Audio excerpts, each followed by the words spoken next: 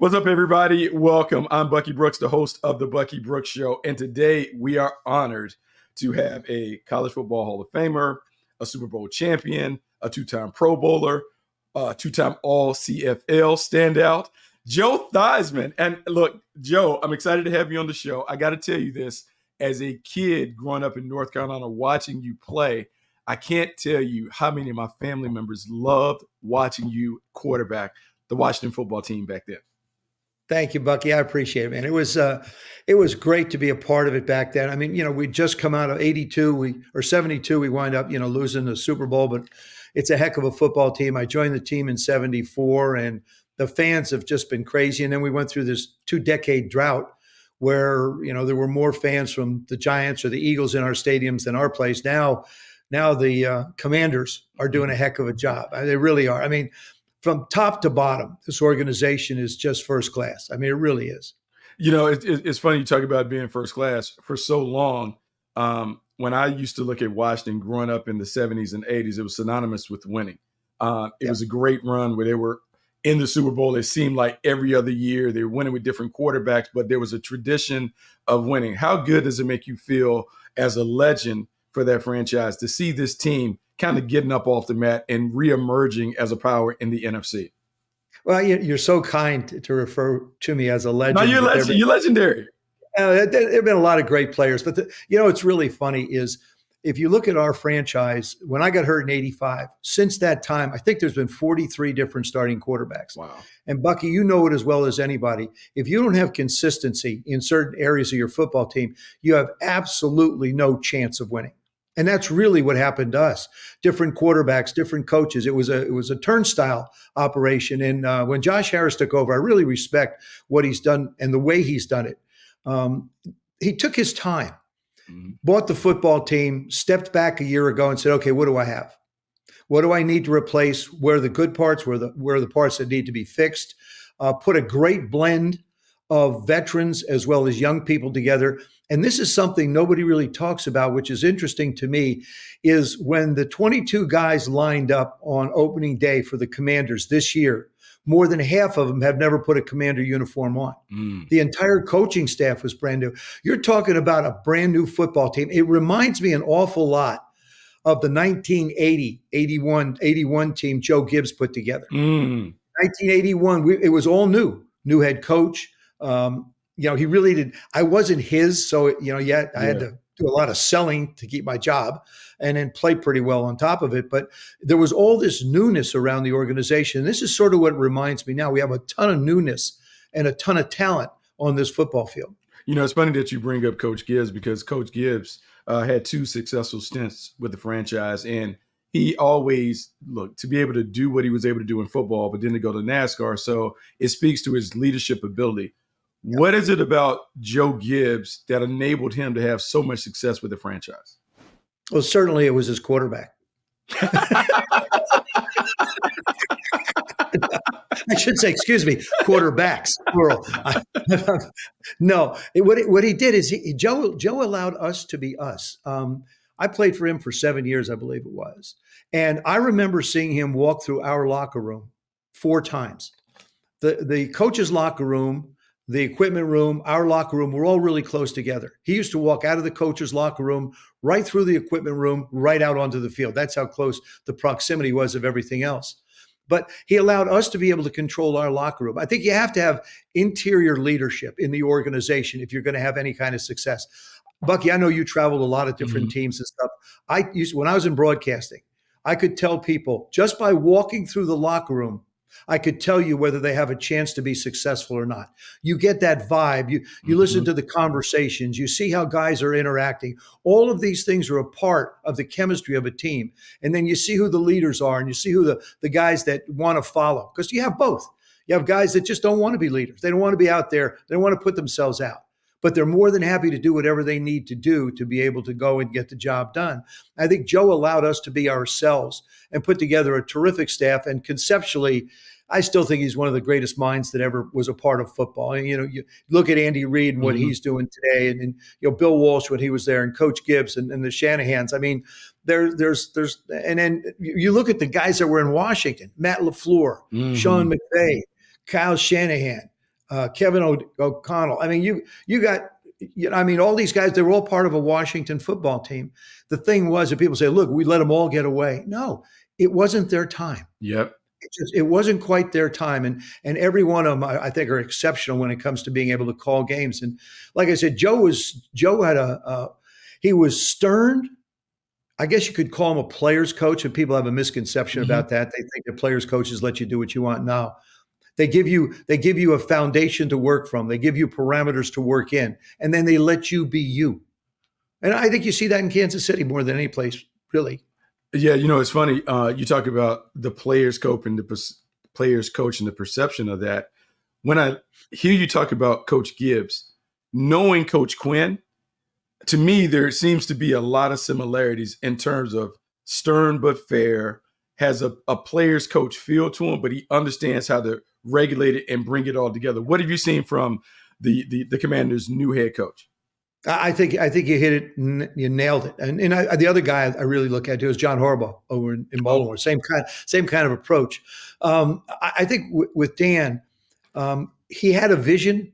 He and Adam Peters did a terrific job, first of all, assembling this football team. Brought in veterans like Bobby Wagner. Have a guy like Terry McLaurin in the locker room and a part of the team. So he understands what the Washington football team's all about.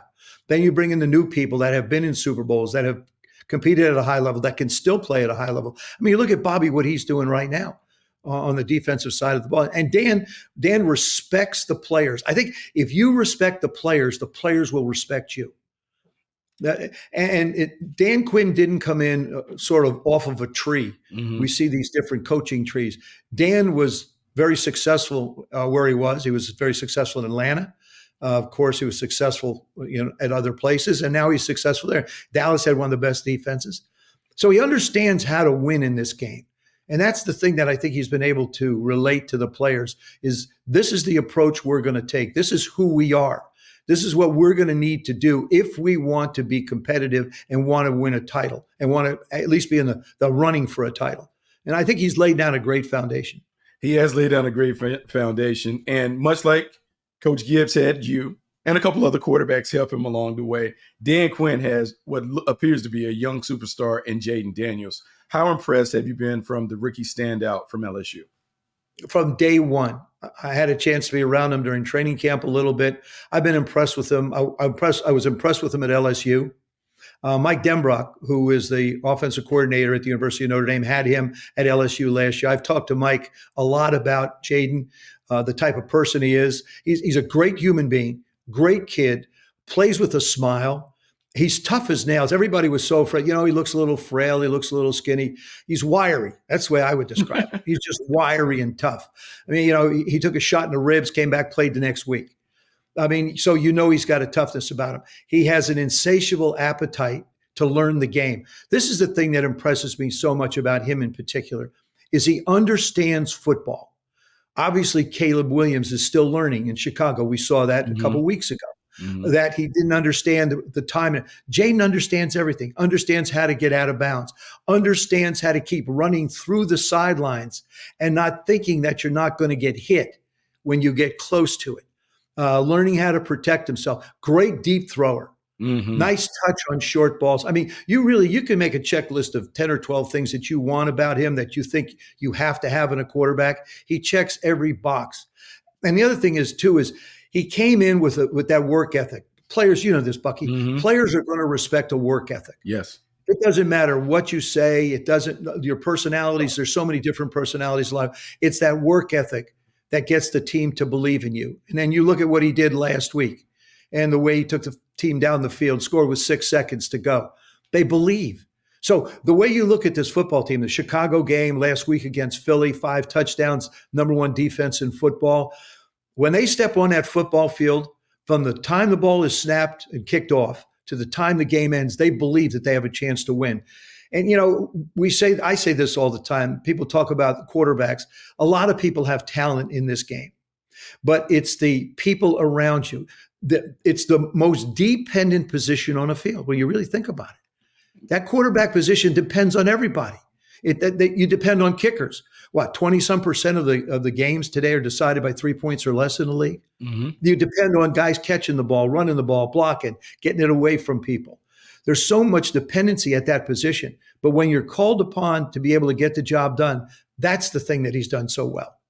He certainly has done it well. And Joe, I feel like this, and I'm sure you sometimes look at games and just wish that you had been born a decade or two later, because the game is completely transformed from. I look at bank accounts. Yeah, that too. It's a nice time to be a quarterback. Yeah. The $50 million club is alive and well. 60. You're selling them short, Bucky. You're selling them short.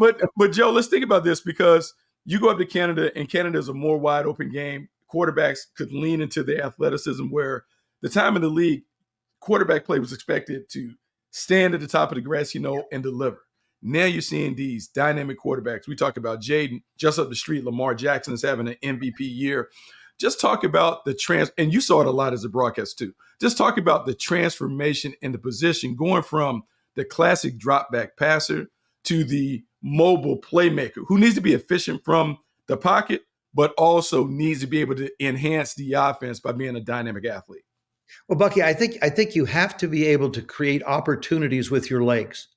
And that I chose those words very carefully. You have to create opportunities with your legs. Patrick Mahomes, classic example. Mm-hmm. Lamar, on the other hand, Lamar does an excellent job. We saw it, with that 8-second run around, you can't catch me sandlot football play last night. I mean, that's Lamar. The thing that Lamar has worked so hard on, and he's gotten better and better and better, is throwing the ball from the pocket. Yes. I still believe no matter how much athleticism you have, no matter how much you think you can run around, you have to be able to throw the ball from the pocket successfully with accuracy if you want any longevity in this business. And this is something that Anthony Richardson really needs to work on in Indianapolis. Mm-hmm. I mean, if you're a sub 50% passer, with these rules the way they are today, you really need somebody to sit down with you and help you get better at it, because of his dynamic running ability. It could be incredible. Caleb is the same way. Caleb's under siege all the time. He reminds me an awful lot of Sam Howell, who was in Washington a year ago, where he got sacked 65 times. I mean, it's hard to set your feet when you're running for your life all the time. But to be able to have the athleticism, the escapability, is very important today. And I think coaches and scouts sometimes look at that first, mm-hmm. as opposed to how well do you operate out of the pocket and then make plays with your legs. It's funny because it is such a big part of the game at every level. I coach high school football out here in California, and look, CJ Stroud and Jayden Daniels and Bryce Young all came from him. And a lot of the quarterbacks now, they spend so much time in high school running around that you want to have that added dimension that you can add to the offense. Now, when I introduced you, I had to make sure that I called you as a college Hall of Famer. And I know you are so devoted to your college team, Notre Dame Fighting Irish. The Notre Dame Fighting Irish are rolling, had a big win against Indiana in the first round of the playoffs, and now they have an opportunity to take on Georgia. First off, I want to get your overall impression on the job that Marcus Freeman has done with his team. Because when I watched them play against Indiana, it looked like a heavyweight fight in the middleweight. Like they are noticeably bigger, stronger, more physical. And I feel like this has been years in the making, not just with Freeman, but Brian Kelly. They've really changed the tenor of the program to put themselves in a position to compete with the heavyweights. I remember a number of years ago, it's a great observation, Bucky. I remember a number of years ago, I went to the Notre Dame Alabama game down in Florida. I'm standing on the sidelines before the game, and Notre Dame players come out. I'm going, hey, yeah, go Irish. Terrific, you guys. And then the Alabama players came out, and I went, holy mackerel. That's a big bunch of people. Now when we run on a football field, we're a big bunch of people. We have size. We have abilities. Our running game is just second to none in the nation. Our defense is ranked third in the nation. Georgia has always had a great running game, always played great defense. I think probably the difference in this game is going to be the ability to throw the ball. But Marcus has created a culture that the guys believe in one another. You watch these guys. I was there watching them warm up. The wide receivers and defensive backs came out. It was 20 degrees on the field, 20 degrees Friday night. They don't have any shirts on. I'm standing, I'm freezing. John Bon Jovi and I are standing on the sidelines. I'm going, John, look at this. It's like, holy mackerel. You know, when I played, I just threw. We had guys who used to do stuff like that, but I just thought to myself, "You're nuts." But there's entire groups. But you know, it's the toughness that they show, the team camaraderie, the way they care about one another. That's the culture has to be created, a culture of caring about the guy next to you. And that's what Marcus has done. And I'm thrilled that the university rewarded him with another 4 years. I think he's just beginning to set the foundation there. I wasn't a big portal guy, Bucky. I didn't like the portal until we got three quarterbacks, and I went, okay, I think I can live with it. No, it's a different thing. And I think you certainly understand the value of Notre Dame, much like being a Tar Heel. Like there's something to the other stuff, like the academic prestige, the network, and all that other stuff that you don't want it to be a transient, transactional thing. You want it to be transformative when it comes to the relationships that you build. But I want to say this, and I've said this, and I want to get your take. I felt like the loss to Northern Illinois, when we look back at it, might have been the best thing to ever happen to this team. And I said that watching this team play against Army, because the way they took care of business against a really good Army team, to me, showed me that Marcus kind of learned from that, and they're locked in and they're focused, and they play with, because he always talks about a violence, they play with what you like. I want good guys who have a bit of an edge to them, and Notre Dame has that. And I want guys that play with that edge, but play smart. It's like, don't hit somebody out of bounds. Don't taunt and wind up in a situation where, now all of a sudden you get yourself a 15-yard penalty for no reason whatsoever. I love the way he's created the foundation and the leadership. And we're still a very young football team. That's what people don't realize. And the other thing that game was so important, the Northern Illinois game, big, huge win at A&M. Mm-hmm. In their stadium, opening season. Now, how do you handle the hypes of the high? And then what do you do the next week? Well, it got away from our team a little bit. But also in Riley Leonard's defense, when he got hurt against Duke last year, he didn't have any spring practice. Mm-hmm. He didn't have any spring game. He really didn't understand Mike Denbrock's offense. So it was still early for him. He played his best game against Indiana, throwing the ball as well as handling every situation in the game. I really felt that way. And so those 3 weeks off, I think, helped him more than anybody. But you're right, that Northern Illinois game, that was sort of like, hey, we can't just throw our helmets out on the football field and think because we're Notre Dame that people are going to roll over and they come to our house and then they're not going to be able to play. And I have to tell you, obviously the library at Notre Dame is called Touchdown Jesus. Yes. There's a mural of Christ on the cross. When I played there were only 55,000 seats in the stadium. It wasn't as high and tall as it was then. And I always thought about the opposing quarterback being backed up on the 5-yard line and looking out at the field and looking at all of the 11 players on defense. And then all of a sudden he looks up and there he is, Christ on the cross. And I'm thinking the guy's got to say to himself, come on. Gee, I mean, it isn't bad enough we got to play these 11 guys. Yes. Now we got divine intervention. What is that the free safety? What is that? It was, I always laugh when I stand at that part of the field. I just look up and I go, that had to be something else for people. Because for me, it was like a blessing. It was just such a great place to play. And, that stadium Friday night, there had to be 87,000, whatever it was. 80,000 were in green. Yeah. There was a small sliver of red there. Now, all of a sudden, you move forward to where we're going to Georgia at the Sugar Bowl. I think it's going to be there's going to be a lot of Notre Dame people there, but there's going to be a lot of Bulldog people too. So it'll be a very interesting matchup of teams that sort of approach the game the same way. And, absolutely. I think this, like every game, Bucky, this 5-6 plays are going to determine the outcome of a game when you're this evenly matched, maybe even 3 or 4.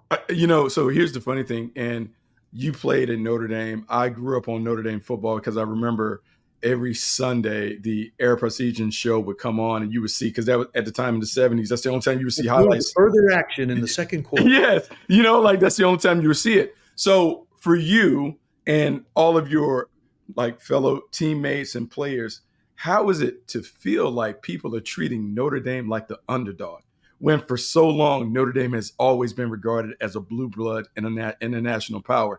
How do you feel going into this game against Georgia, how the media may view Notre Dame as a lesser than compared to the former national champion Georgia Bulldogs. I think what people are looking at is they're looking at the Georgia football team of the past. They're not looking at the current football team. And certainly Kirby's done a great job. I mean, what they've done with the national championships, the way he's built that program. Like I said, it looks a little bit like us at Notre Dame. Great running game, great run defense, throw the ball when you have to and hopefully make plays with it. They lost their quarterback, so it's going to be interesting to see how the team reacts with a young guy back there, somebody in a very, very unique situation. I remember Tyler Buckner going into Ohio State a few years back at Ohio State. The first half was, it was okay. In the second half, things got a little crazy. You don't know exactly what's going to happen, but I think to a degree, people have always, I think through the entire year, people have talked about Georgia, and they kept waiting for Georgia to take over games like they had in the past. And they didn't. They didn't. But, they won. They won in some instances convincingly. In some ways, like Notre Dame, they got by. So I think to a degree, people haven't quite figured out that this is a different Georgia team, just like this is a different Notre Dame team. Hey, it's thrill. Look at the opportunity for Marcus to stand in that locker room and say, "We don't get any respect."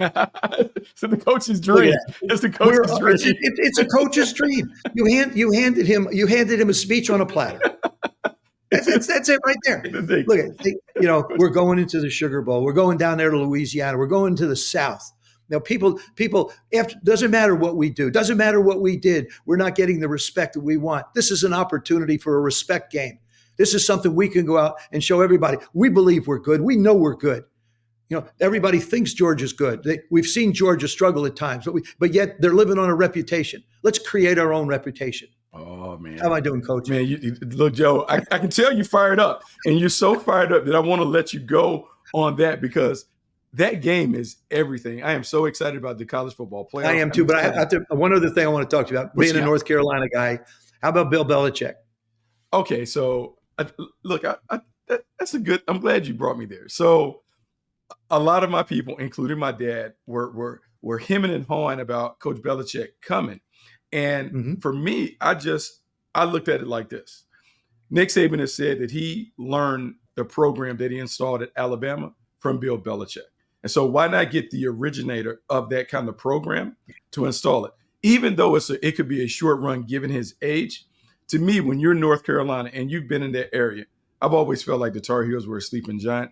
If you have structure and order and detail, and then you have the confidence of a champion, to me, I think that helps you go over the top. Listening to you talk about Notre Dame and also your time in Washington, I believe that is necessary for your team to play at a championship level. But I'm too close to it. What do you feel about Belichick taking over? Bill and I have been friends for years. I respect the living daylights out of him. Every time I'm around him, I learn something about the game. And this is what, my favorite saying is the day you stop learning is the day you stop living. Yep. And being around Coach Belichick, I was that way. The only thing that I'm very curious about is when Nick learned so much from Bill, it was a different environment in college football. Yeah. You didn't have the NILs. You didn't have the portal. I think of college coaches today as if you're going to recruit a 5-star, but that 5-star has been recruited by at least 10 other schools, big name schools. If it doesn't fall right to them, the portal has allowed kids to just flat quit. Yes. I don't want to compete. I'm just going to go someplace else because mommy and daddy think I'm good. I think I'm good. So I'm going to go someplace else. Nobody is willing to sit and fight it out for a job. Some guys, of course, this doesn't apply to everybody, but some guys just pick up and go because they don't want the competition. How is Bill going to be able to handle these young men today that have an entirely different approach to the game of football? And I think, and this is what surprised me just a little bit about Bill going to college football is why did Nick leave the game? Why did Coach Saban leave the game? Was it the fact that in the locker room when a game was over, a major game, a championship game was over, guys were talking about money versus winning or losing? And the question you have to ask every one of those kids at North Carolina, Marcus does it, how important is winning to you? How important is winning to you? I can teach you football, but I can't inject that desire to be the best, that desire to be special. I can't inject that in you. I have to see that in you. And that's going to be the thing that I'm curious about, is how Bill's going to get that out. I think I've said this many times and I'll say it forever. I don't know what these kids are going to look like coming out of college as athletes, but those that have the opportunity and the chance to play for Bill Belichick are going to be great people. They're going to have so much going for them once they leave the college game or they leave college and get into their real life. You know, Joe, like, I will say this, and Notre Dame and North Carolina are similar in terms of how they view themselves in terms of the academic elite. And I believe that at Notre Dame, when you recruit, you're not recruiting the players, you're recruiting the family. So it's really important to know both parents. It's important to understand where they go from. And it's also important that they are just as invested as Notre Dame is invested in them. Carolina people will tell you that it's the same. And so it will be a different type kid, much like you would tell me that you got to be a little different to go to Notre Dame. And I don't think Carolina will be for everybody. But if Bill is around long enough, he'll find his niche. And that niche will allow them to look very similar to the way that Notre Dame looks. May not be the most athletic or dynamic, but the team will be solid because all the pieces of the puzzle fit together really well. Very well put, Bucky. That's really, you described Bill. To me, it's one of the most curious things next year of what we're going to see both in collegiate and professional. If you take collegiate and professional ball and put them all together, the Bill Belichick story is going to be one that's going to be very intriguing. Well, one thing that has been intriguing, this conversation with the great Joe Theismann. Thanks so much for coming on the Bucky Brooks Show, man. I can't wait to have you on again, hopefully after your Fighting Irish hoist the trophy as national champions. Wouldn't that be wonderful? Thanks, Bucky. Man, thanks, Joe. That was great.